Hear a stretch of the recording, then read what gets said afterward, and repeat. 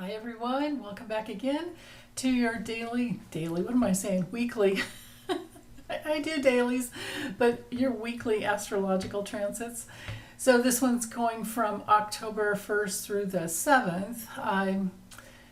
It's looking, so far, looking at the charts, I do believe it's going to be a really challenging week for some dirty politicians, judges, and other corrupt people.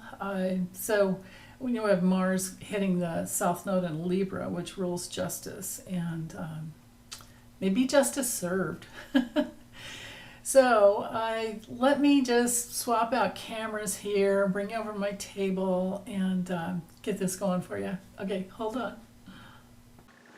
Okay, so first off, I just wanted to remind everyone that KG Styles, his book is still offered to everyone for that 40% off. So anyway, if you're interested in it, I'll put the link as to where to find it and the discount code. It's such an awesome book. So anyway, I'm really enjoying it. Okay, so for this week, well, first I should speak to the fact that, we're just coming off of the full moon energy. So, well, it was Friday, but so I ran this chart for Sunday at 4 a.m. because it gives us that tight conjunction with Mars to the South Node. And that will continue to get tighter and tighter as the hours go by. But so with the moon, with this, whole week, like I was starting to say, like coming out of the full moon, we're probably, I'm guessing we're feeling more human than ever. With every lunation, we have the opportunity to evolve. And so coming out of the full moon and into the waning phase, we've learned, I would think, through the mirrors of relationships, probably more about ourselves and possibly them, which is always good.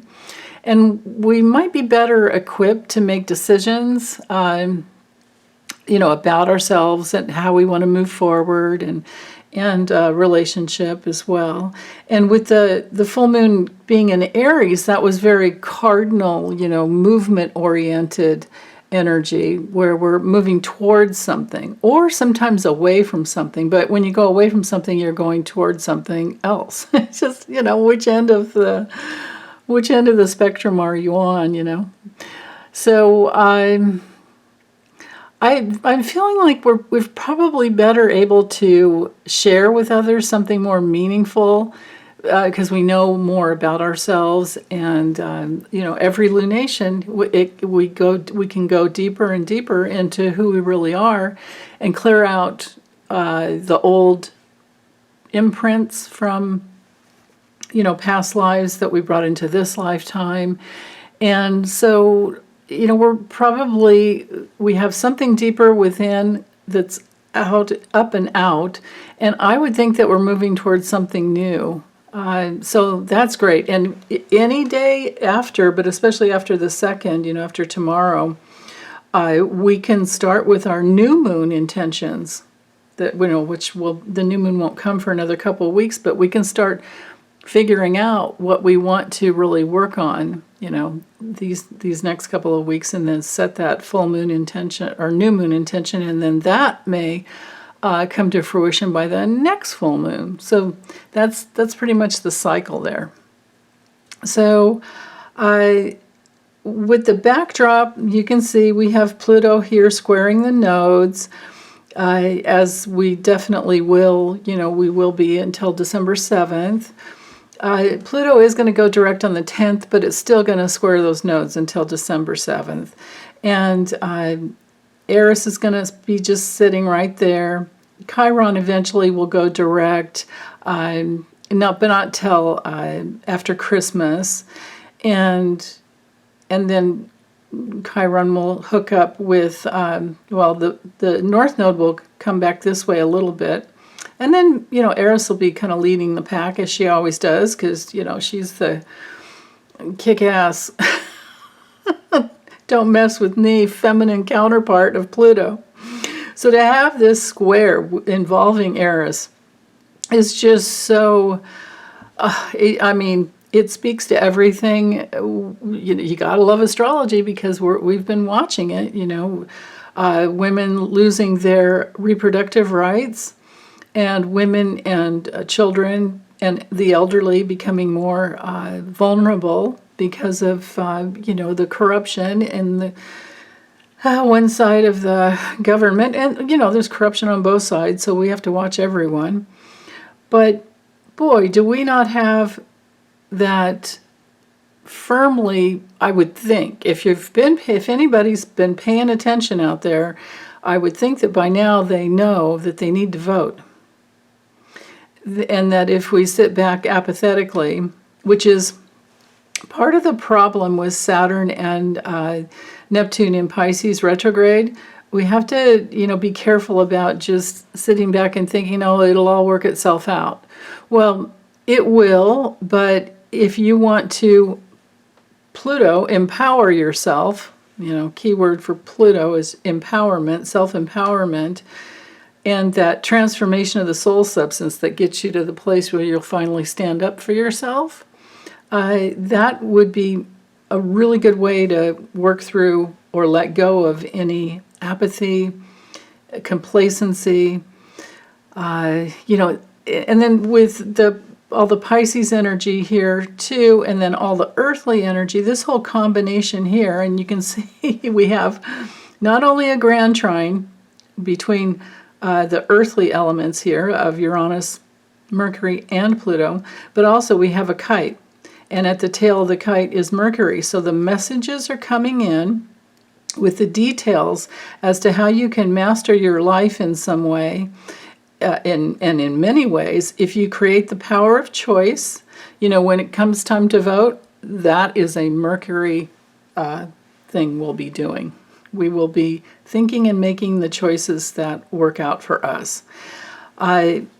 So with this kite configuration and the point going to Neptune, we have this, you can see right here, Mercury opposing, and it will become exact this week. But the opposition here puts us in the polarity, Mercury's over here in Virgo saying, okay, what do you want? We really need to get things figured out here. Neptune's over here in Pisces saying, oh, I can finally see the bigger picture.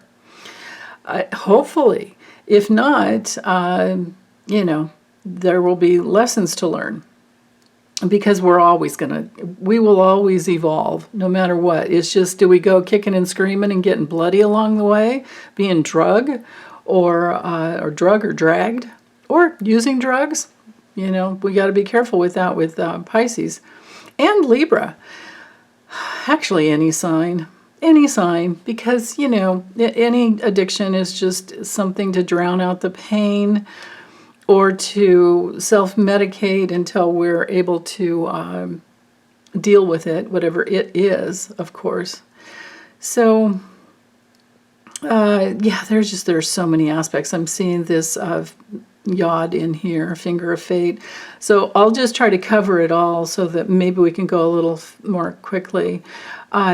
So Neptune involving the kite and the finger of fate here. There's so much about the importance as to tap into your higher self energy. When I see Neptune, I think higher self source energy. I think guides, guardian angels, your spirit team that takes you through no matter what you need to go through, but you have to ask them for help. Unless it's a situation where there's some divine intervention going on that, you've earned, they need to be invited. They're waiting for you to say, hey, please, they know what's best for us, and they're always there, but they need you to initiate. They need you to, and hopefully with that Aries full moon, we had some of that going on where it's like, hey, this is the direction I want to go, whatever it is, right? But this polarity here of the nodes with Aries and Libra, there is so much energy coming in with this bridge to moving towards something else that's much higher. But, it's so both polarities are cardinal. Remember when the nodes were in Taurus and Scorpio, it was fixed, and we were stuck, and we were just flabbergasted with all the crap that was coming out, and rules and regulations that were being abused. Remember Saturn was in, remember when Saturn was in Capricorn? Remember when we had that whole stellium in Capricorn up here? And then we had, had all this crap with Trump, and then plus we had the pandemic. And he nearly died, just like I saw. Thank goodness for card readings to get the details. So timing is really good with astrology. So the time now, and then Saturn went through, remember, Aquarius, and we've seen the abuses of people that don't care about humanity. And now in Pisces, we're like, okay, do we see a bigger picture? There are lots of lessons. Pisces is mutable energy, so we are assimilating something from the past, and we're needing to make sure that we have a deeper understanding about where we're going, and that we're not sitting in victimhood thinking that we don't have any say in this, because we do. But I read an interesting and appalling thing this week. I think it was Ruth Ben-Ghiat. She's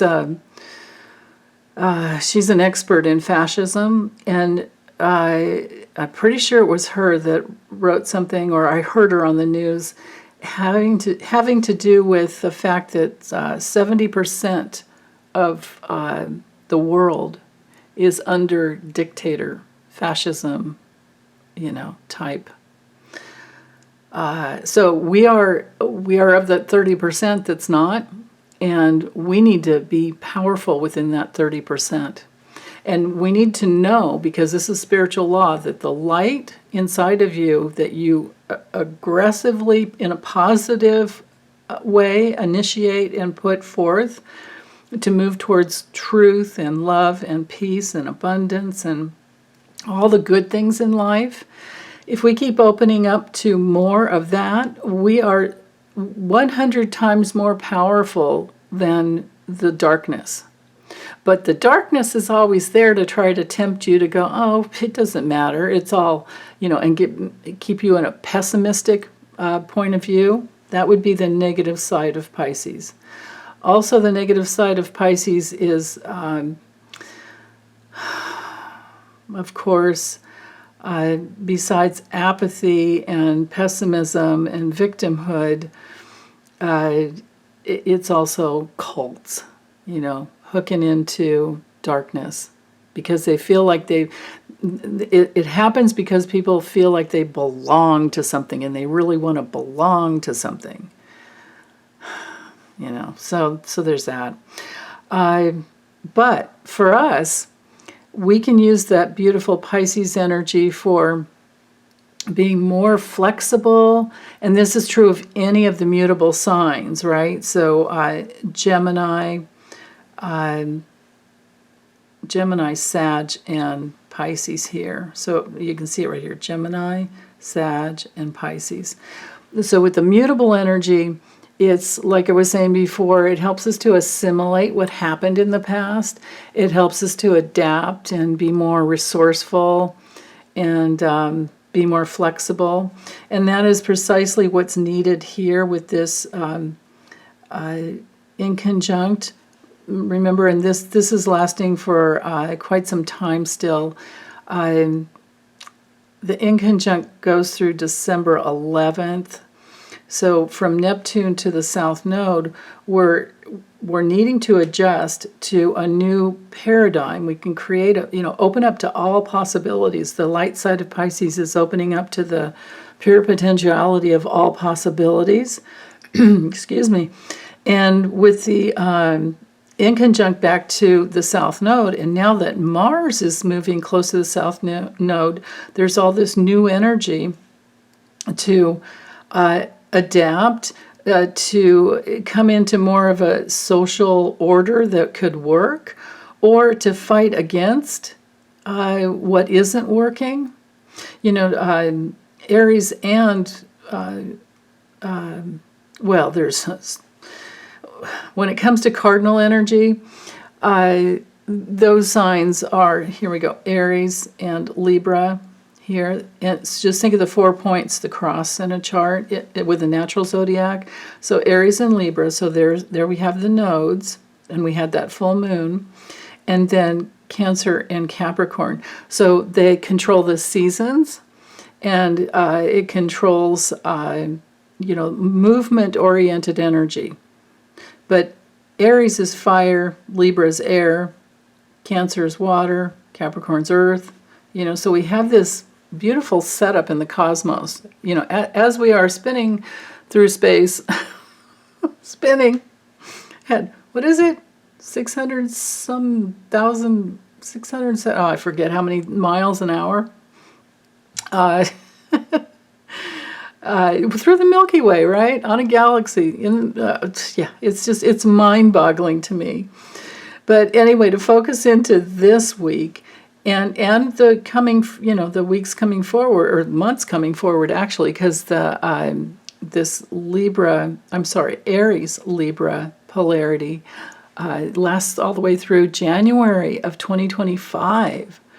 So these are issues of, what we're going to take action on. That's Aries, like what's worth fighting for, excuse me. And then what needs balancing. And in Libra over here, it's about relationships and our social structures. It has to do with all things that are, we've got independence on one side, and then but relationships, because we're all interdependent on each other, right? No man is an island of his own, and the universe abhors a vacuum. So we have to, Aries energy kind of wants to be like me, my way, I'm going this way. Leo can be that way too. And we do have this aspect of the architect going on between Venus, the North Node, and then back to the South Node. So there's still that open-hearted energy that is really good to counter-effect the opposition that's really strong. So if you stay in your heart and, master that area of area, it's in every cell of your body, but master that consciousness within that knows that it's all about love. If we don't get that by now, we're missing the point. We're missing the point of being alive and well. And then also, it's about creative self-expression. Leo is all about creative self-expression. So with the sun in Libra, because, the sun rules Leo, but then Venus is back here, ruling, the ruler of Libra and Taurus, and Venus has been squaring. It's coming out. It's a waning square now, so it's going to back off. But we've been making decisions. We've been waking up as to what matters most with Uranus in Taurus, and then how does it feel in our hearts? How do things sit with us? So no matter which side you work at it from, or if you go back to the wisdom of the past and the experiences that you've been, learning, and that's especially true with Jupiter, is all about experiencing things. So experiencing anything that matters to you is all, Jupiter and Taurus energy combined, and then waking up. I mean, there's just so many aspects to speak to. This is the time to focus, to be with people that make a difference in your life, bring meaning into your life, and what do you bring to them, and let go. Just literally let go of the rest, because the rest can pull you into a bunch of divergent areas that you may not want to get lost in. But if you have lessons to learn in that direction, and this is especially a Pisces lesson around boundaries, Saturn in Pisces and Neptune in Pisces. And empaths, we all need, that is the biggest lesson, is boundaries. Establishing and deepening boundaries wherever it's needed. So, there are only so many hours in the day. We have to say no to some things. Like, what are those some things that just eat up time and keeps you from creating, expressing yourself creatively, and feeling good about your relationships and the direction that you're going, and then what fosters your independence and your autonomy. Or are you working through, because every human has to in some lifetime, and I really don't think anyone can do it in one lifetime, but issues of dependency and codependency. Those dynamics play really well when it comes to all the cardinal signs, actually. Well, any of them. I mean, I can't say that one has cornered the market in that. It's just, it's a universal dynamic, so, but yeah. So basically, with Pluto squaring the nodes and this major opposition, you just have to remember when Pluto, well, any planet is squaring two other points or planets, and this time we have Mars in the action. Anytime there's a square like this, the one at the top is in a T-square, so it's holding the pivot point. And with Mars at one side, connected to the south node of the past, it's all about moving towards relationships and that bridge to what is empowering for both or all, okay? When you think of Libra, just think of, harmony, diplomacy, people who are just kind of easygoing, and they're probably good looking, and they're probably a little bit charming sometimes, and funny to be around, fun to be around. There's usually the movement with Mars and Libra, the movement for more, and especially with Taurus over here, Jupiter and Taurus, more luxury or things that bring more comfort. Comfort is a better word, I would think, with this combination here.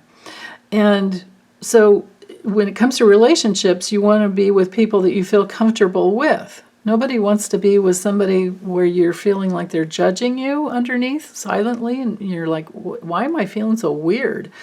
Or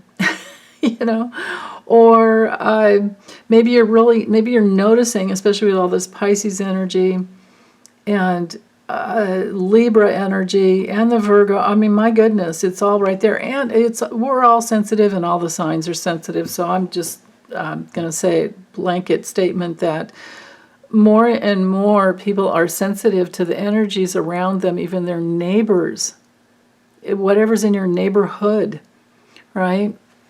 So if you happen to be living in a situation where your neighbors aren't, as grounded in their love or peacefulness, that you may have to set intentions to, and you can do it in your yard. You can bring in some special rocks or gemstones, or you can put certain specific things in your yard and set the intention to bring love through here only, and block out anything that isn't loving.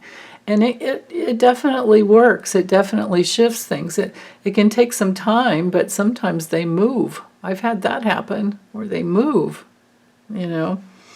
like someone moves in and then they move out, and now my neighborhood is super peaceful, and I'm just flabbergasted over it. I love it. So anyway, back to the overview for the week. I would say that it's a very earthy week, earthy and opening, and then nurturing and loving, and we'll see that as the moon goes through the signs. So let me go ahead and go to let's see. Wait, hold on. Sun. the sun over here with that little sesquisquare there to Uranus. Yeah, there could be some stubbornness around. I just heard, I want that. I really want that, or I want that person, or I want that. In my life. And you might want to just be a little more patient, at least for Sunday. This is just for Sunday before I move on to Monday. The moon early this morning has that. You can see that quincunx in conjunct up here to the sun. So again, there's that adjustment that needs to come through when it comes to, again, what do you want? Or maybe you're starting something new because, the moon in an early decan of Taurus is just starting something, and it's not necessarily, well, in Taurus, it's definitely going to be more in form. It's there. There's something solid coming in, but there's an adjustment with the sun in Libra throwing in a spotlight, because we've got cardinal energy here and then fixed energy here, and that creates that need for the adjustment. There might be a relating that you want to, or that's coming in, but you're kind of over here going, I don't know, I had to wait because I feel really stable and solid where I am. I'm not sure if I want to bring anything in. So, you can take your time. You don't have to jump on. And in fact, it's probably better to wait to respond a lot of times. Let's see. With the Mars, we have the inconjunct here today coming down to Jupiter as well. So there's another need for... Oh, wait, hold on. I'm sorry. It's to Uranus. Yeah, 22 to 22. That's right. So the adjustment there comes from wanting to move forward, especially relationship-wise and socially. And then, you might feel like going out, doing a lot of things, but then there's adjustment over here to Uranus because, I don't know, maybe you're worried about being safe. And that, I would think, that could be because of... new cases of coronavirus with the new, I can't even remember what it's called now. It's beyond the Omicron, right? But there is a new vaccine out for it. I haven't gotten it yet, but yeah, so there are considerations there. There are also considerations around spending, I can feel here. Yeah, okay, so then also, no, that one's taken care of there. That's not a complete yod. That one yod we already covered. Square there. Uranus sextiling Neptune. I love it. That's been happening. So, we can just still, and that's part of the kite here. And Uranus trining Pluto, that's been happening as well. So that's part of the overview. So all of that speaks to, again, being connected to your higher self, which empowers you, and then getting guidance, because Uranus is all about guidance. And then Uranus up to Pluto has that nice easy flow if you're looking for it, if you're wanting guidance. Okay, so here's Monday, October 2nd, 4 a.m. We have the moon in the middle of Jupiter, and so think of the moon crossing over, and probably in the middle of the night it's better. It might have some really good dreams. It might be just a wonderful night between Sunday night and Monday morning. And then Monday morning with the moon crossing over Jupiter, well, in Taurus, you might wake up more hungry than usual, or maybe you're more full. I never know how it's going to go. Just know, suffice to say that Jupiter expands. Jupiter opens us up. Jupiter helps us to figure out what we want to invest our belief system in. It helps us to bring through more meaning. It helps us to have new experiences, and from those experiences, then we do have more meaning. And because Mercury is trining Uranus and the moon is picking up that energy as it's approaching Uranus, again, with especially with Mercury at that last decan, last 10 degrees of Virgo, we're having some major, I would say, deeper connections and understandings, like where we've connected the dots. And Mercury to Uranus here, that's divine mind connection, right? So some details that really help you connect the dots and discern and bring through something really useful or understand something much more deeply. It helps with Uranus to Taurus there, right? Because Taurus, because it's all part of that grand Earth trine, right? From Uranus to Mercury to Pluto. This is, pretty much all week on. I mean, Mercury, well, yeah, I think so. I think it lasts all week. So building feels like there's the opportunity to get new guidance to build something that is much more powerful. That's great. I love it. Okay, what else with the moon? The moon's joining up with Uranus, and so the trine to Pluto is coming in as well. And that'll happen later on in the evening. And so with the moon in Taurus, I guess we should just talk about that for a little bit. So remember, Taurus is ruled by Venus. So wherever Taurus and wherever Venus lands in your natal chart, it could be really good for you. But because the moon is in this approaching square to Venus, and Venus helps you figure out what matters most. It's like comparison values going on here. And it might be a little shocking, or it might be actually good because it's guidance, right? Because the moon helps us to connect the dots. It helps us to attach our focus and our attention to something that can help us in the future. Because the moon, bottom line, is all about nurturing. It has everything to do with our daily habits and our eating, and our parents, our moms especially, moms and grandmoms. We could say Saturn's more like the dads and grandpas, but I don't know. It all depends. But the moon is related to our digestion. So we might want to be careful with too much eating or too much coffee or anything like that, especially with the polarities going on with the nodes. And then with the square to Venus, all of that spells overeating and drinking too much. So we might have to be careful there for this day. Let's see. I think that's about it. Well, no. Now, when the moon hits Uranus, we'll also have the sextile to Neptune. So, yeah, this whole configuration will be brought in. So I think everything that I said about yesterday will be more emphasized even today. And so it's really good for creativity. It's really good for cooking, nurturing, getting things into order, figuring out what values, what matters to you most, what your, values are. Letting go of appearance values, the old what do the neighbors think? That's always a good idea, no matter where the moon is.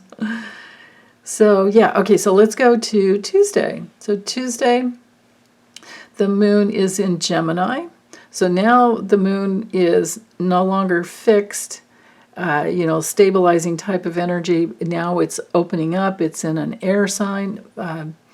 Gemini is an air sign, but it's mutable. So we're adapting. We're thinking.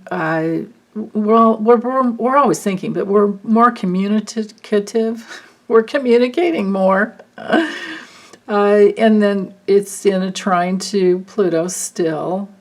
And but it's, we've got air and earth here. And it's also trining over to Mercury. Mercury rules Gemini and Virgo. Mercury's in Virgo, so is pretty good.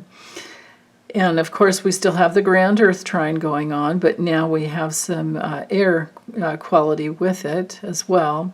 So I feel like it's, especially in the first decan, I think we're learning something new. Could be a good or a heavy news day, but I think we're all going to be getting used to that for the next year, all the way through the election as well. Yeah. Especially with Pluto, because at some point Pluto's going to hit that, it's going to go direct. Well, it'll go direct on the 10th, so that's coming up next week. And what happens then is, it takes so long to actually go, forward and then cover the ground that it was. During the retrogradation process, we have to cover that same ground. So anyway, when Pluto makes it to that 29 degrees, we're going to be hitting the same places or the same territory that Pluto covered earlier, way earlier in the year, all the way back to February. So, yeah. But it'll take until December, close to Christmas, before we hit that anaretic degree.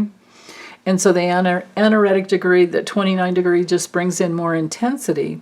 So when it comes to things politically and people in, going through trials because they were wanting to control the election and control this and control that, hard lessons for them are coming in.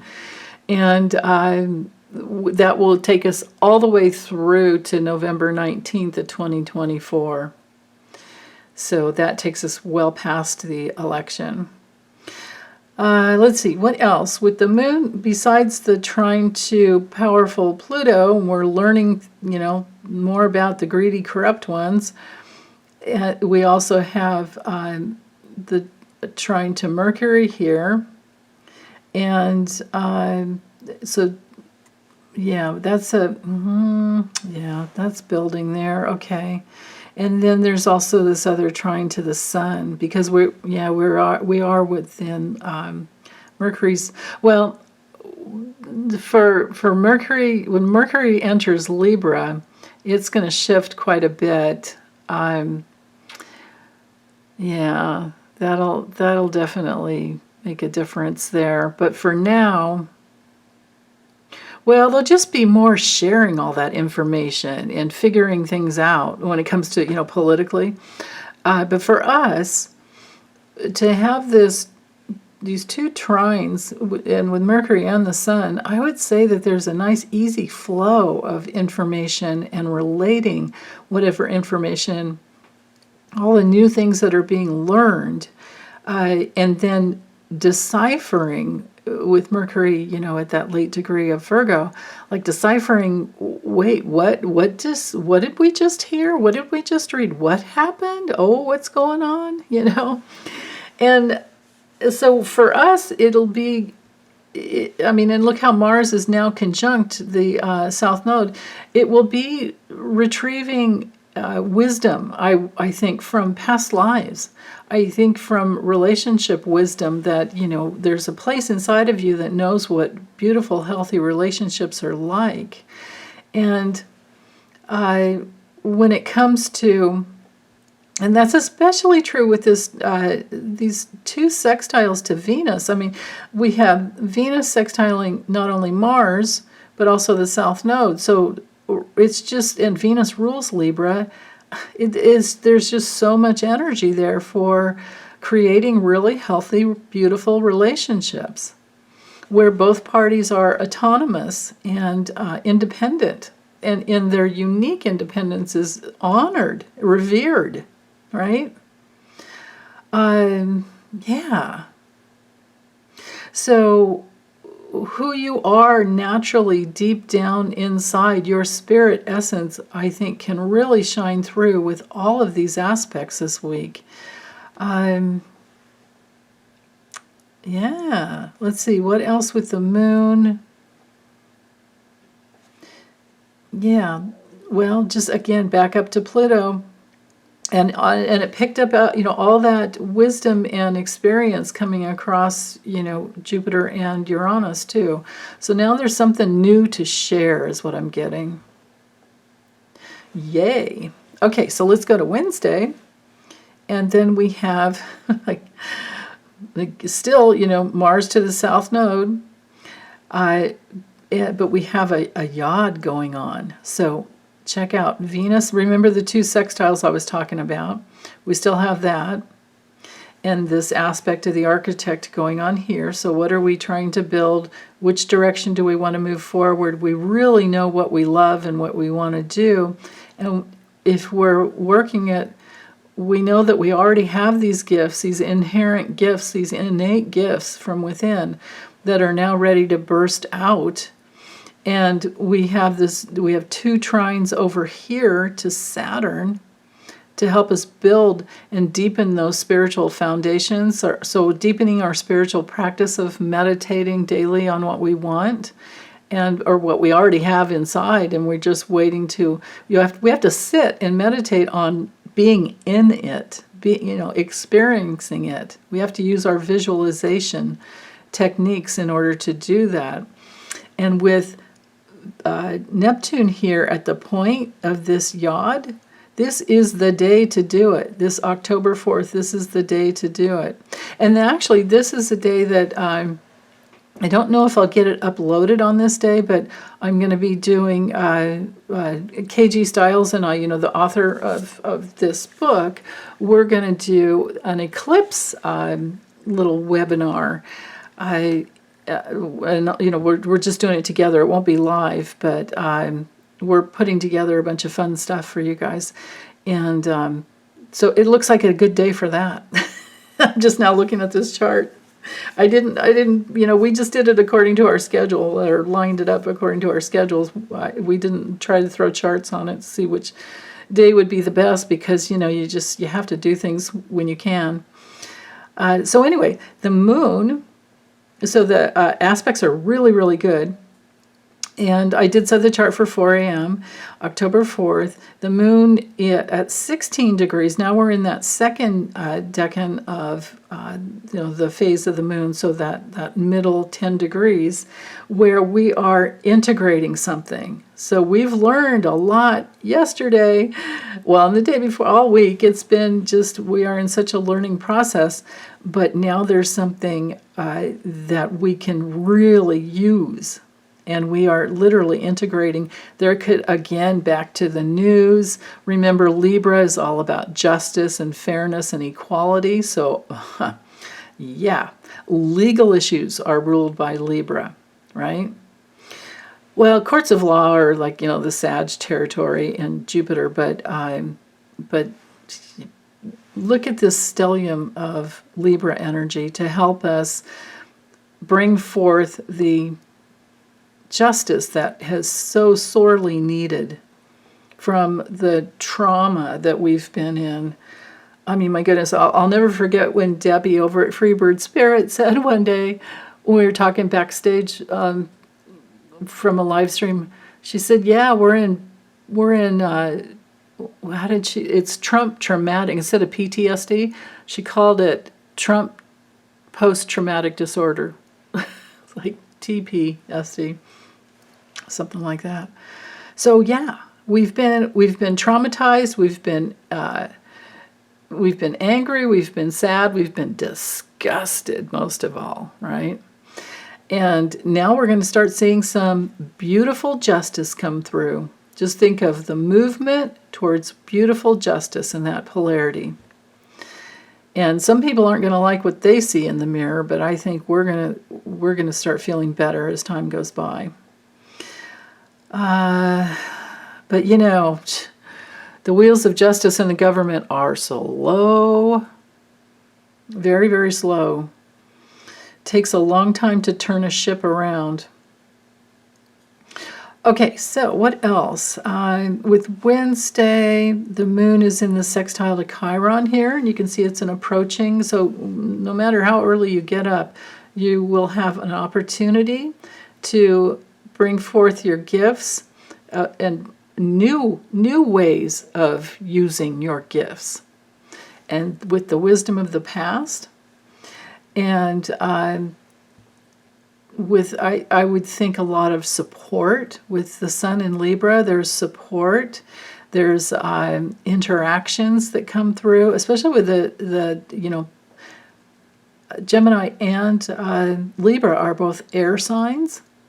So we have, like fiery support over here. Just think of this, the fire of your spirit, and then the opportunity to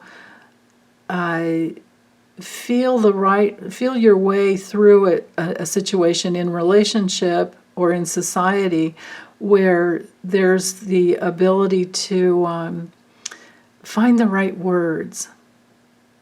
This is, for those of you who write, these are good, and especially with Mercury, look at Mercury's at that 29 degrees. Mercury is now at the anaretic degree, so the powerful degree of Virgo. So for writers and poets, these are good times, excellent times. And especially with Venus over here in Leo, with that self-expression, creative energy coming through. It's just really beautiful. So, yeah.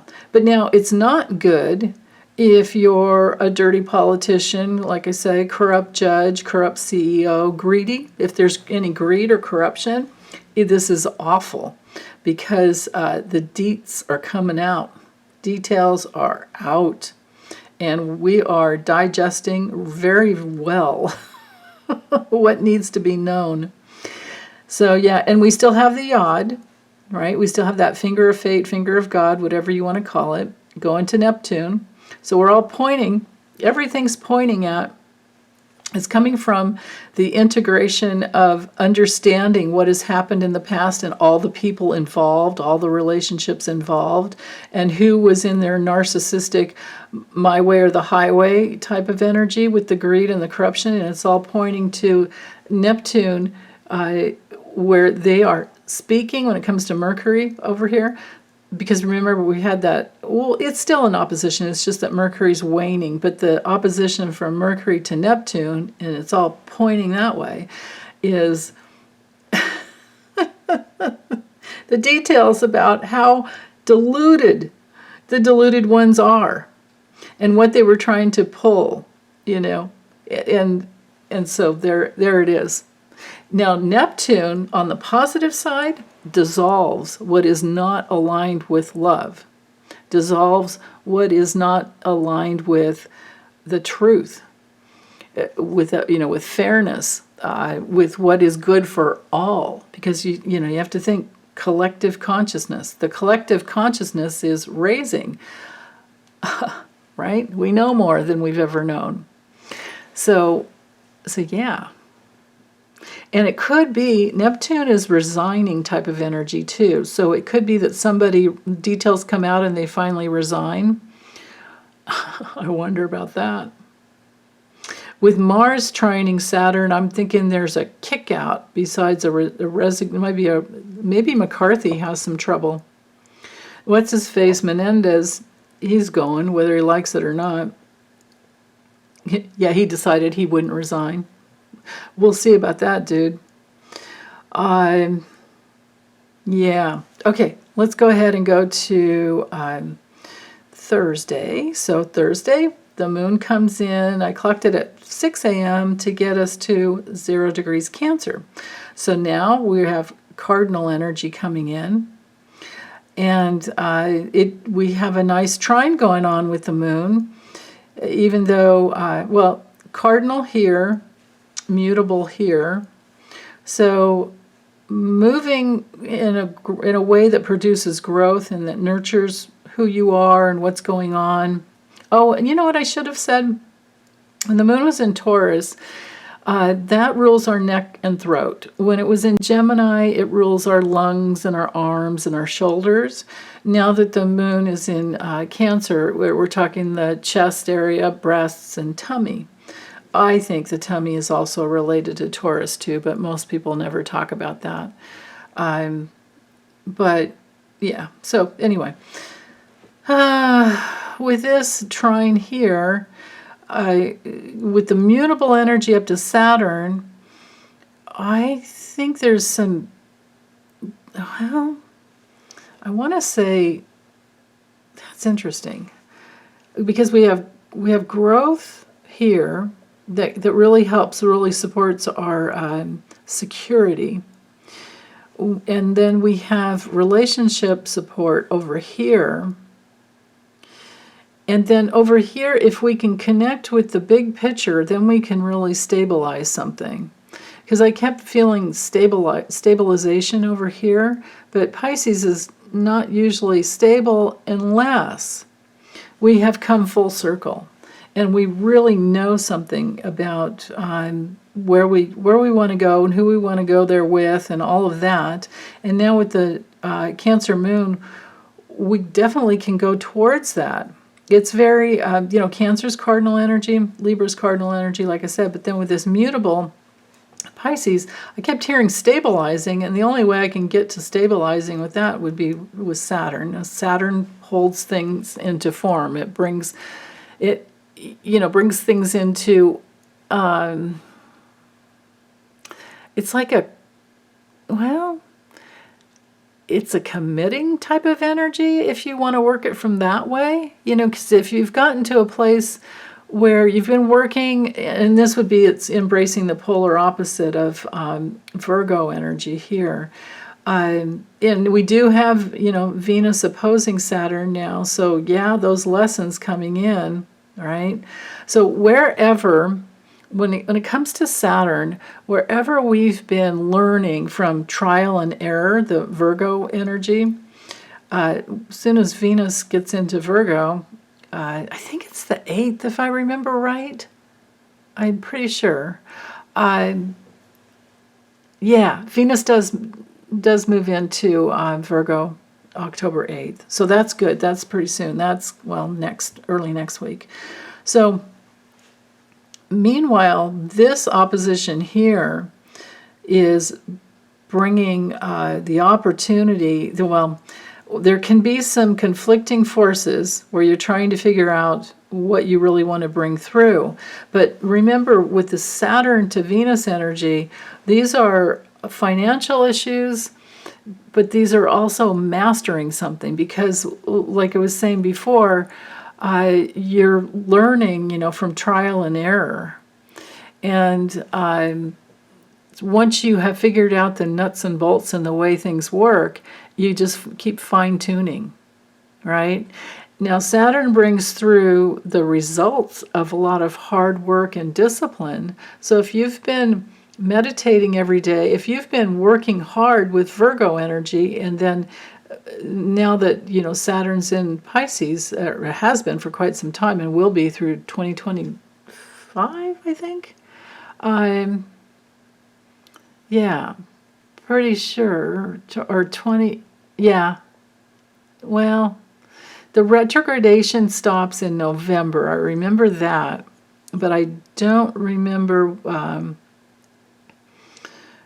how far back it goes.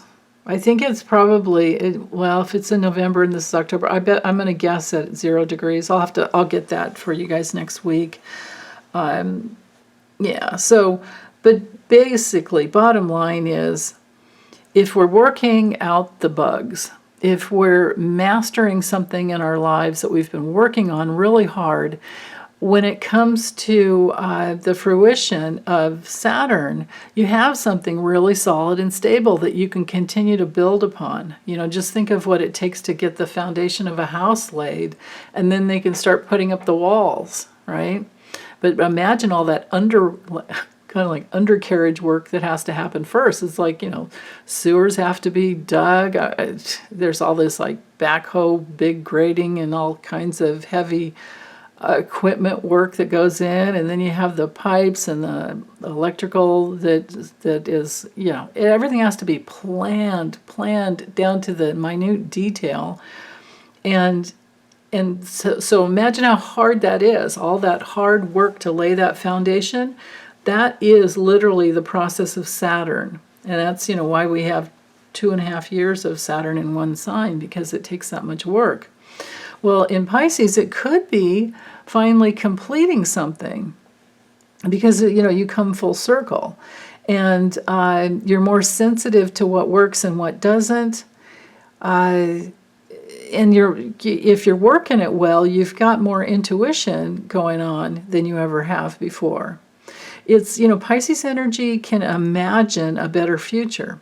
And if you use your intuition and your, meditation techniques and work hard, it can definitely bring through something super solid.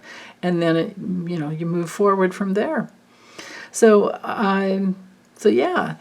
Now, when it comes to the government, because that's, ruled by Saturn, there could be some hard lessons to learn, of course. I don't think I need to talk about that again. But yeah. Oh, I remember Saturn's in Pisces through 2026. I think it's early 2026. So there's still quite some time for the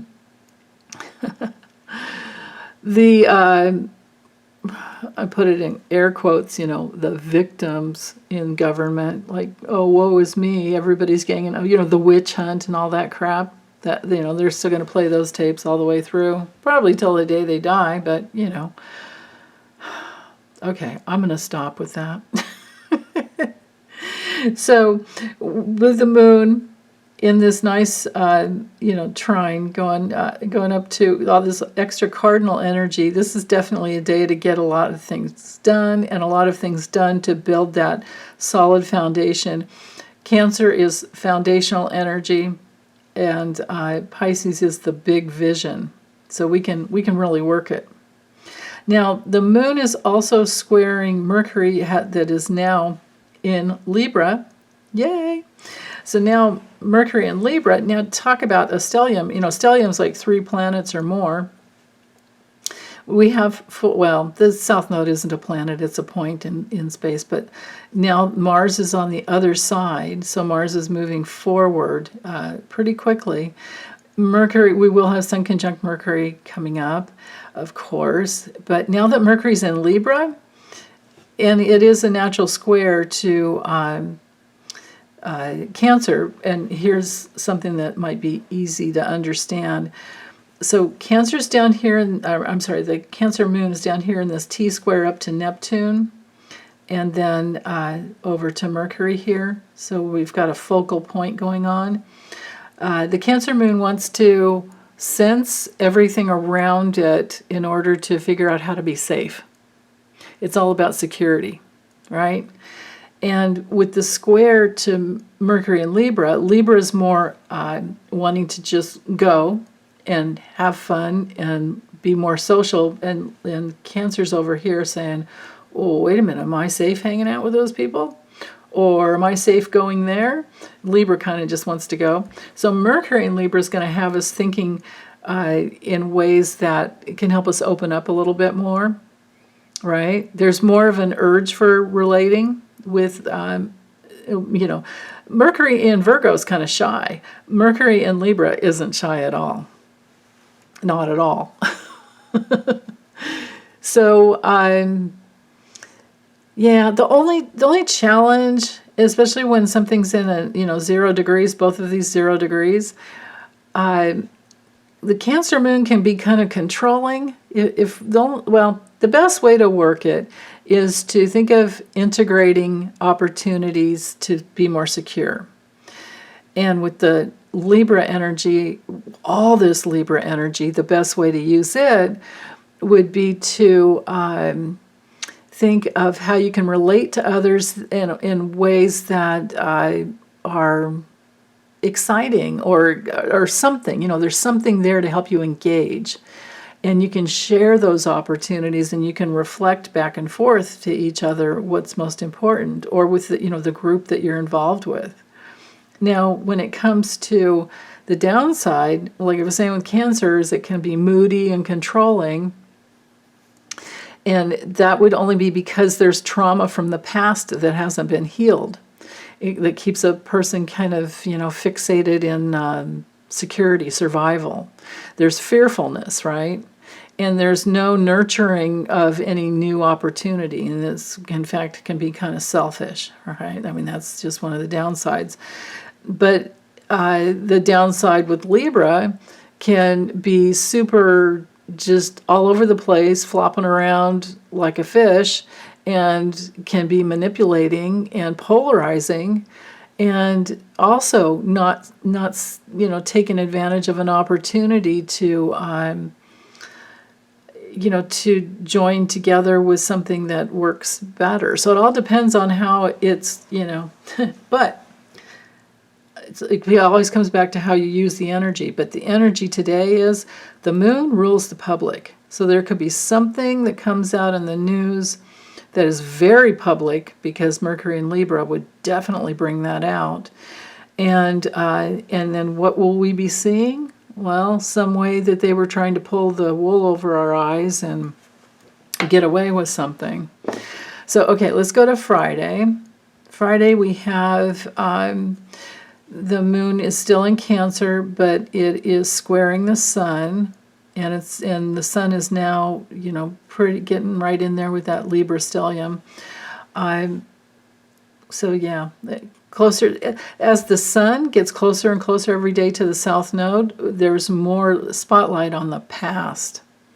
And Mars in Libra at some point, of course, will move into Scorpio, and then we're gonna be seeing a whole nother thing come through, right? It could be really energy consuming. So we want to take all the breaks we can this week, because next week may be pretty intense, especially because we're moving towards that eclipse, right? Yeah, that'll be at 21 degrees. It's a new moon solar eclipse. It'll be the ring of fire. We'll be able to see it over. So from the Oregon coast around 9 something in the morning, and then it's extremely full by 10 something. I think it's actually 11, and then crosses all the way over at Texas by 1 p.m. So that'll be cool to watch. So we are in this build-up energy of the eclipse, and the eclipses always bring change. So yeah, hold on to our hats, right? Okay, so the moon is square, again, it's in a T-square position, but it's T-square, and it's an approaching strong energy square to Chiron. So again, here we are with this threefold cardinal energy. Movement-oriented energy. In the early degrees of the second decan, we're integrating, right? We're pulling together, assimilating some experience from yesterday, and there's a tension field going on here. Squares always bring in tensions, but we have a tension field T-square going on, and it's taking us back to old wounding, like, wait, what about me? Why do you get to go first? Why can't I be first? Stuff like that. Or why are you treating me like I don't matter? So you have to always have to bring it home to yourself. Don't abandon yourself. Always remember how much you matter, and act as if you matter, and other people will eventually treat you that way. Right? But sometimes you have to teach people how to treat you. But if you're dealing with trauma from the past, it's just the way the universe works. We always magnetize whatever we need to heal, because we're trying to always clear out our soul substance so that our souls are completely clear and in alignment with our spirits. So it's a process. We're not done till we're done. And and when we're totally done, we won't need to reincarnate here if we don't want to. So there's that. But who knows how many thousands of lifetimes that can take, right? And you can get lost in a lifetime. You can come in really good and then get lost and go, wait, hold on. But I'm sure there's lots of protections and defaults in there, so don't worry about it. So anyway, for us, the important thing today is to integrate how important you are to yourself, and then share that energy with others. And if they're not mirroring back to you something important or something loving and something kind and something harmonious, I'm speaking Libra here, something that's of equality and is, fair, then you're probably going to go, well, I don't know about that. If, maybe you crawl back into your shell, because that's what Cancer energy is all about. Cancers, we have those crabs because we have those like hard shell crab kind of energy because we need it, because we're, vulnerable and mushy on the inside. But we also need the square from Aries and Libra to help us stand up for ourselves, and then to relate from that place of knowing who you truly are. And that with that, you honor what is sacred within, and you're good to go. So, okay, so I'm also noticing here that we have an inconjunct quincunx from Venus to Pluto. That is of the same ilk as everything I was just speaking to. When it comes to Venus at 27 degrees Leo, we really have a handle on our creativity. We are mastering something that we've been working on, and it's ripe and ready to put out there. And maybe we're just putting the finishing touches on things. And then with with the inconjunct to Pluto, there might be some adjustments to make things better, or the adjustments come from the outside, or they come from all our creativity, and the corrupt ones have adjustments to make from us. All hail to Sheldon Whitehouse, right? The senator from, is he Rhode Island? I think it's Rhode Island. Yeah. Who's kicking butt against the dirty judges on SCOTUS, or the Supreme Court. So, okay. What else? So the Sun has an inconjunct to Jupiter, so there's adjustments if we go too big, too fast, too far kind of thing. Or if we get too self-indulgent, there could be trouble, so we want to be careful of that. Moderation, I think, will be the key for Friday. But after a busy work week, you might want to let go, and I understand that, but just be careful. Okay, so Saturday morning, 6 a.m., the moon is in a grand cross. So we have so much cardinal energy going on here. We're going to want to work ourselves out of this box and move towards something. And the something is whatever empowers you, and whatever makes you feel like you're solid in relationship with yourself and life and others in ways that help you to relate. Meeting someone in the middle is all about Libra energy. I just look at the symbol and see a bridge, right? And then at the other end, we have the independence of Aries that says, I'm here. I know how to relate. We can do this back and forth, and it can be fun. And then we can nurture it, and we can grow and build something really solid. So that's the tension field, but how you want to work it and how it comes through for you guys, I can't say. The moon is also in a sextile to Uranus. So this is good energy here for the opportunity to have a lot of fun and play and comfort for this weekend. And then especially, because Uranus is it's been in that trine all week to Pluto. Let's see. Venus has the double trine going to the North Node and Eris. So, wowee, nice. That's been happening though, so that's good. The aspect of the architect is still going on within Mars, Venus, and North Node and Eris. So a lot of courageous flow, as long as it's loving and kind. And then there's this movement towards uniting. Venus is about unifying. Venus rules Libra, and so that's good. So we know what works from the past, and I would think that we want to have more of that. Whatever has worked from the past. Yeah. So okay, I think that's it for this week. I think it's gone on. Yeah, I can't ever seem to do it in less than an hour. That's for sure. But anyway, I'm going to get this uploaded for you. I wish you big hugs. Take good care, you guys. Bye.